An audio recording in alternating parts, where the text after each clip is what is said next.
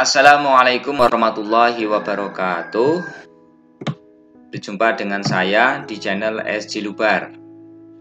Pada kesempatan kali ini kita akan belajar bagaimana cara menganalisis data menggunakan program eViews. Materi yang akan kita bahas adalah cara menganalisis data pada regresi berganda. Kita buka contoh data penelitian dengan model kerangka pemikiran sebagai berikut.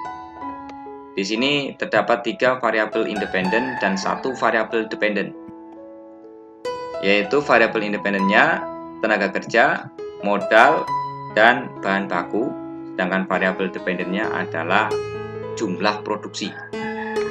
Jadi kalau dibuat judul, bisa judulnya pengaruh tenaga kerja, modal, dan bahan baku terhadap jumlah produksi. Adapun data penelitian yang bisa diambil dalam penelitian ini ya, terlihat pada tabel sebelah kiri. Di sini terdapat 33 sampel responden. Adapun data yang diperoleh, data variabel tenaga kerja pada responden 1 sebanyak 25 juta. Kemudian modalnya ini 50 juta, bahan bakunya 11.850.000, dan jumlah produksinya senilai 51 juta. Terus ke bawah, ini responden 1, responden 2, responden 3, responden 4 ya, atau pengusaha 1, pengusaha 2, pengusaha 3, pengusaha 4, dan seterusnya. Atau UKM 1 ya, UKM 2, UKM 3, UKM 4 ya, sampai 33 UKM. Jadi ada 33 sampel. Baik, kita mulai analis datanya menggunakan eViews. Terlebih dahulu kita buka program eViews. Ya, di sini bisa saja eViews. Kita klik eViews. Nah, dalam olah data ini saya menggunakan eViews 7. Ini lembar kerja eViews telah terbuka. Langkah pertama, kita klik File, kemudian pilih New. Selanjutnya klik Work File. Nah, muncul kotak dialog sebagai berikut. Pada Work File Structure Type, kita diminta untuk memilih tipe data yang akan kita olah. Caranya kita klik. Di sini ada 3 pilihan, yaitu Unstructured, kemudian Regular Frequency, dan Balance Panel atau Data Panel. Karena pada data yang akan kita olah ini adalah data dengan tipe unstructured, maka kita pilih unstructured ya, jadi sesuai dengan tipe data atau jenis data yang akan kita olah. Kemudian pada data range ya, di observation ini kita ketik saja 33 observasi ya, 33 sampel atau 33 responden. Ya, sesuai dengan data ini. Ini kan 33 responden. Oke. Selanjutnya kita klik OK. Pada lembar kerja di bawah tulisan file atau menu file, kita ketik data. Kemudian ya, kita enter. Oke, kita enter. Maka muncullah lembar kerja baru sebagai berikut. Nah, ini adalah tempat untuk memasukkan data yang akan kita olah.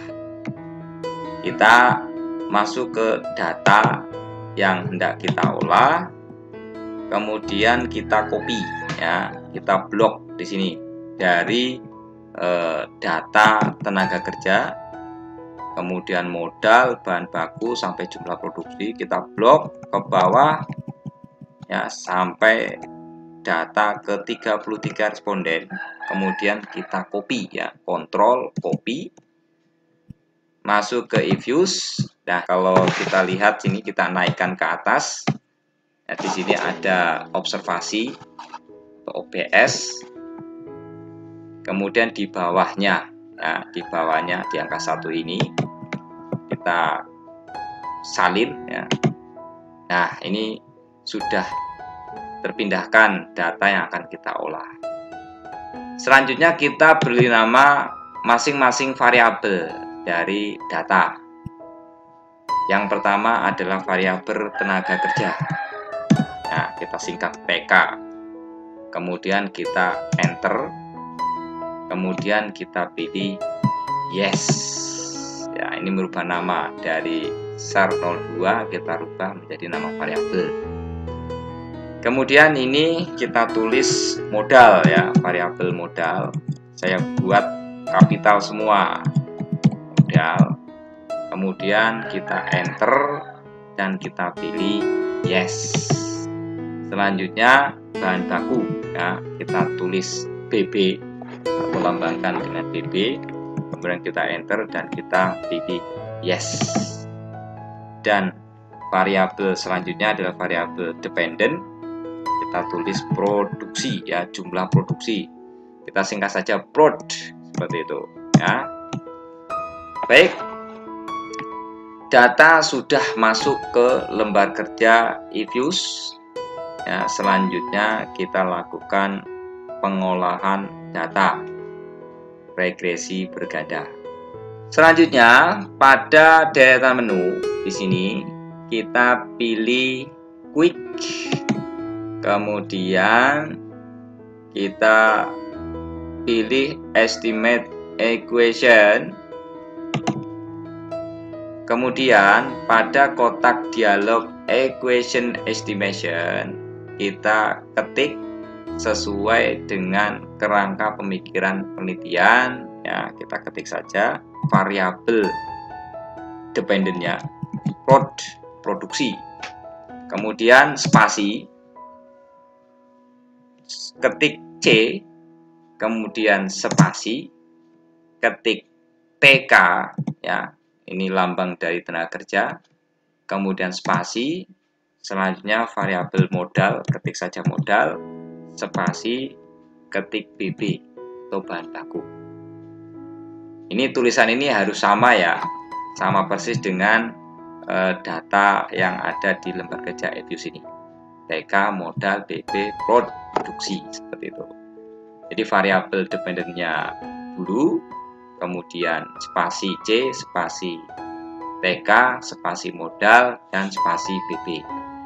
Selanjutnya kita klik OK.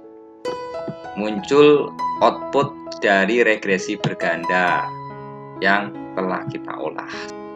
Variabel dependentnya adalah produksi, metodenya least square, kemudian tanggal olah datanya pada 26 Mei 2021, jamnya jam 5.54 dengan sampel 33 sampel ya, atau 33 responden.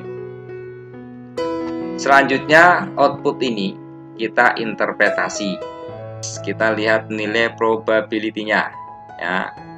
Ini variabel independennya, tenaga kerja, modal, kemudian bahan baku. Nilai probability dari tenaga kerja sebesar 0,9374 atau 93,74%. Artinya nilai ini lebih besar dari 5%.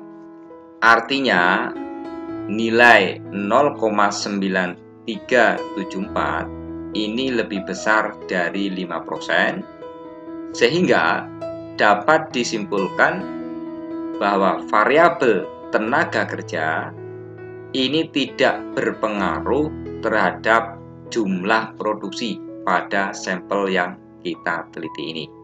Kemudian nilai modal. Modal nilai probability-nya adalah 0,0000. Ini lebih kecil dari 0,05. atau lebih kecil dari 5%, maka dapat disimpulkan modal memiliki pengaruh atau berpengaruh terhadap jumlah produksi pada sampel penelitian yang digunakan. Selanjutnya variabel bahan baku, nilai probability-nya 0,0000 ya, berarti lebih kecil dari 0,05, sehingga dapat disimpulkan bahan baku berpengaruh terhadap jumlah produksi.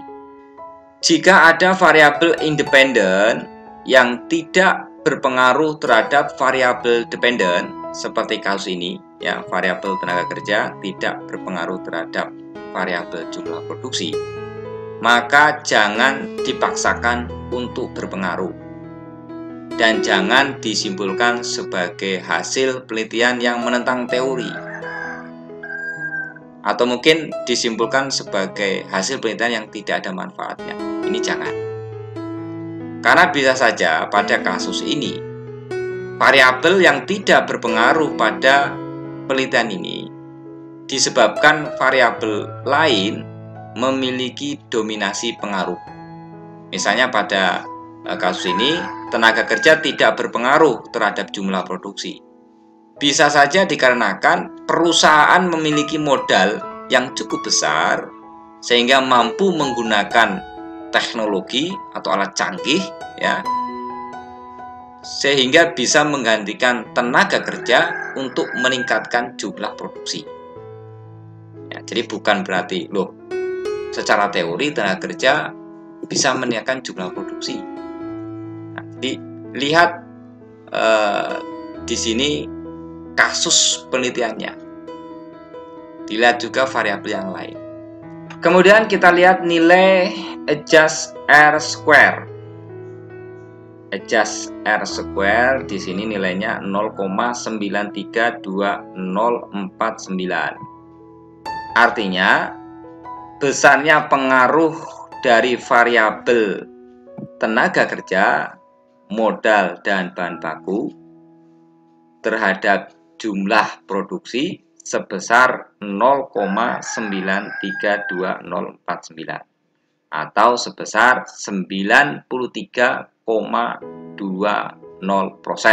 Selanjutnya kita lihat nilai F-nya. Di sini bisa kita lihat pada hasil probability F statistik nilainya 0,00000.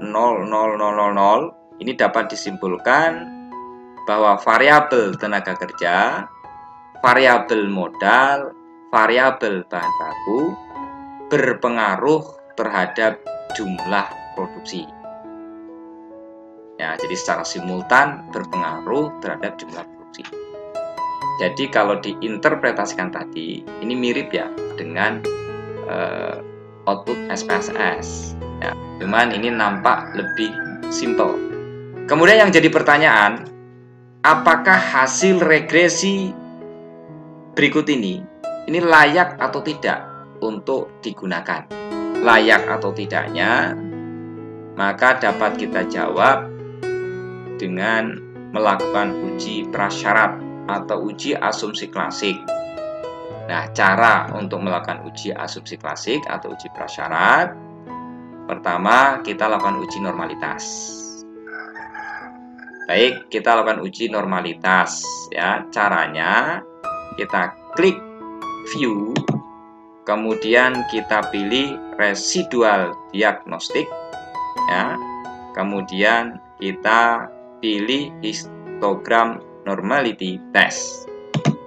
Nah, muncul tabel seperti ini atau diagram seperti ini ya, maaf.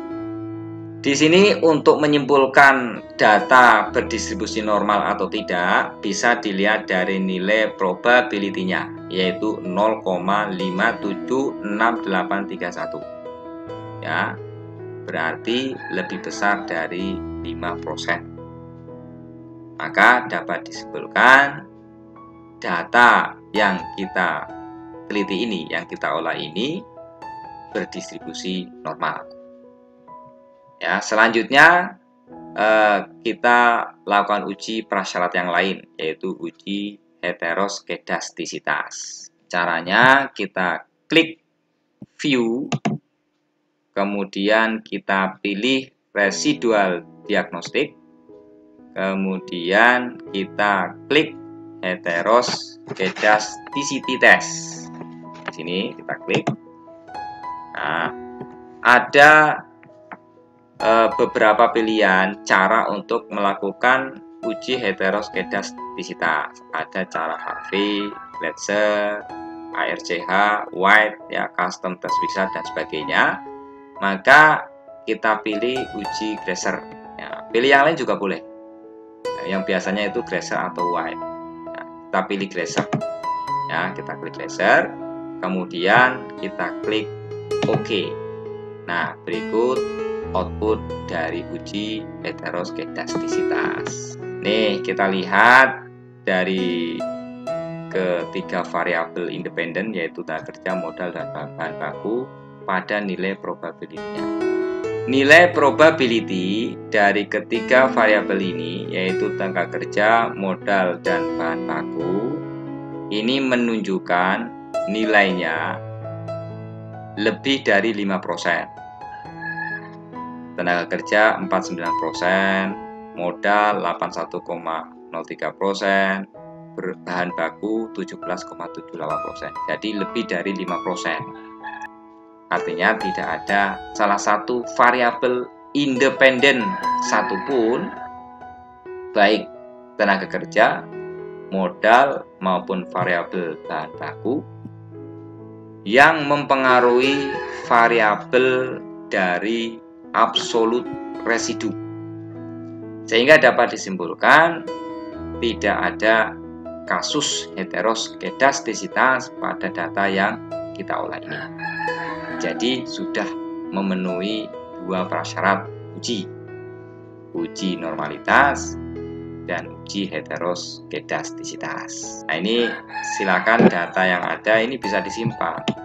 Cara penyimpanannya, klik freeze ya, di sini. Di sini ada freeze, kita klik saja. Kemudian klik name, di sini pilih name. Kemudian tulis nih di sini uji, kita kasih tanda min, heteroskedastisitas. Kemudian klik OK.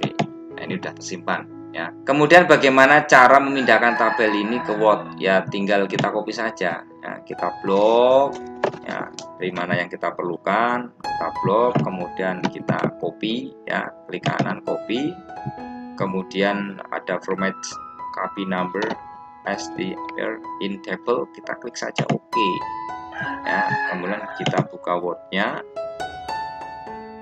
Ctrl V. Nah, ini sudah tercopy ya. Ya, kita kembali lagi ke eViews ya. Selanjutnya kita lakukan uji prasyarat yang lain, yaitu uji multikolineritas. Untuk uji multikolineritas, kita menuju data utama pada eViews ya. Kita klik Quicks, kemudian kita pilih grup statistik, selanjutnya kita pilih correlation. Nah, di sini muncul kotak dialog series list. Pada kotak dialog series list ini kita ketik variabelnya PK ya, tenaga kerja, kemudian spasi, ketik modal, spasi, ketik BB atau bahan baku, kemudian kita klik OK ya. Ini sudah masuk ke data utama dari eViews yang telah kita siapkan ya. Selanjutnya di sini langsung saja ada pilihan yes, kita klik yes, dan berikut adalah hasil dari uji multikolineritas. Kita interpretasikan. Pada data output uji multikolineritas, hubungan antara variabel independen tenaga kerja dengan variabel independen modal sebesar 0,794242. ya, nilai ini lebih kecil dari 0,8, maka dapat disimpulkan tidak terjadi multikolinialitas atau tidak adanya korelasi antara variabel independen tenaga kerja dengan variabel independen modal. Begitu juga dengan yang lain. Variabel independen modal ini nilai korelasinya terhadap variabel independen bahan baku adalah 0,63588. Artinya nilai ini lebih kecil dari 0,8. Jadi kalau menggunakan IFUS, ya, standar nilainya di bawah 0,8, maka dapat disimpulkan tidak terjadi multikolinialitas. Ini 0,79 ya. Meskipun kalau dibulatkan jadi 0,8, tetap ini diartikan atau bisa diartikan di bawah 0,8. Sehingga tidak terjadi multikolinialitas. Tidak ada hubungan antara variabel independen terhadap variabel independen yang lain. Berarti memenuhi syarat. Ya, uji normalitas memenuhi syarat, uji heteroskedastisitas memenuhi syarat, kemudian uji multikolinialitas memenuhi syarat untuk data dari regresi berganda yang telah kita lakukan. Nah, bagaimana cara menyimpan filenya dari hasil olah data ini? Ya, kita bisa klik saja sini, file, kemudian klik save as, ya, kemudian tulis nama, ya, nama di folder ya. Misalnya kita simpan di folder dokumen ya, tidak apa-apa ya. Tulis saja sini latihan IFUS regresi berganda. Nah, silakan disimpan aja, ya, save, ya, dan klik OK, seperti itu. Kita minimize ini. Nah, ini bagaimana cara menampilkan data kembali. Ini dengan cara seperti ini bisa nih. Ini kita blok variabel dependennya terlebih dahulu, produksi ya. Kemudian kita blok variabel tenaga kerja sini ya, pencet kontrol ya. Nah, kemudian kita juga blok variabel modal ya, dengan kita pencet di keyboard kontrol ya, kita klik. Selanjutnya ini tenaga kerja sudah, modal sudah, bahan baku ya, bahan baku kita klik kanan open, kita pilih S group, kemudian kita pilih yes. Nah, ini muncul data utama ya. Ini bagaimana cara menampilkan data utama IFUS ya, yang sebelumnya atau di awal sudah kita siapkan. Nah, sekarang bagaimana cara melakukan uji deskriptif? Jadi statistik ada dua, statistik deskriptif dan statistik inferensial. Kalau statistik deskriptif ini menggambarkan gambaran dari data penelitian yang kita dapatkan, ya, berapa nilai meannya, nilai modusnya, nilai mediannya, ya, dan sebagainya. Sedangkan statistik inferensial itu adalah ya untuk mendapatkan simpulan, ya, simpulan pengaruh ya dengan regresi dan sebagainya, itu olah data statistik inferensial. Gitu. Jadi kalau kita ingin menjawab rumusan masalah, ingin menguji dari hipotesa, maka kita menggunakan statistik inferensial. Ya, yang sebelumnya sudah kita praktekkan di awal, yaitu uji regresi berganda dengan IFUS. Nah, selanjutnya bagaimana cara melakukan statistik deskriptif? Nah, maka dengan menggunakan IFUS ini kita dapat klik di sini view. Selanjutnya kita pilih descriptive stats ya. Kemudian klik common sample. Nah, muncul output seperti ini. Ini namanya statistik deskriptif ya. Nilai meannya dari produksi senilai berapa ini? 51.425 51.424.242. Nilai mediannya sekian ya, maksimumnya sekian, minimumnya sekian, standar deviasinya sekian, skewness, kurtosis dan sebagainya ya. Nah, di sini terdapat angka 1.09 E plus 08 ya. Bagaimana cara membacanya? Ini namanya angka natural ya. Saya pindahkan sini 1,09 E ditambah berapa ini? Ditambah 08 ya, 08. Maka bagaimana cara membacanya ya? Cara membacanya ya bisa kita uraikan 1,09 ya, dikali 1 kemudian ditambah ya nolnya 8. 1 2 3 4 5 6 7 8 seperti ini ya. Berarti berapa ini? 100 juta ya. Jadi kalau 1,09 E ditambah 08 ya berarti 1,09 dikali 1 kemudian nolnya 8. 1 2 3 4 5 6 7 8 ya, 100 juta. Berarti berapa? Ya tinggal dihitung saja ya. Berarti 109 ya, kemudian tambah saja ini nolnya 8. 1 2 3 4 5 6 7 8. Seperti itu. Ini namanya angka natural ya. Berarti 10.900.000.000 Misalnya suatu saat menjumpai angka minus 1,09 ya, E misalnya kemudian minus 8 seperti itu.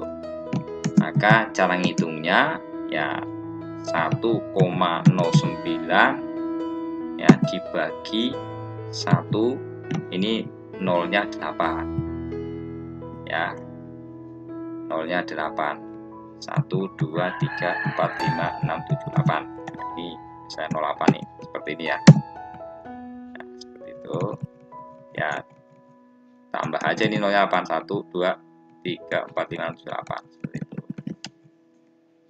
Nah, ini ya, sama dengan berapa ya, silakan dihitung ya, berapa.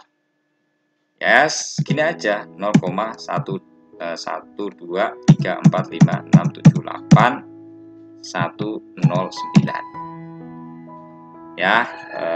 Tersebut cara membaca angka natural. Demikian pembelajaran EFUSE untuk mengolah data regresi berganda atau cara melakukan uji regresi berganda dengan menggunakan EFUSE. Semoga bermanfaat. Terima kasih. Wassalamualaikum warahmatullahi wabarakatuh.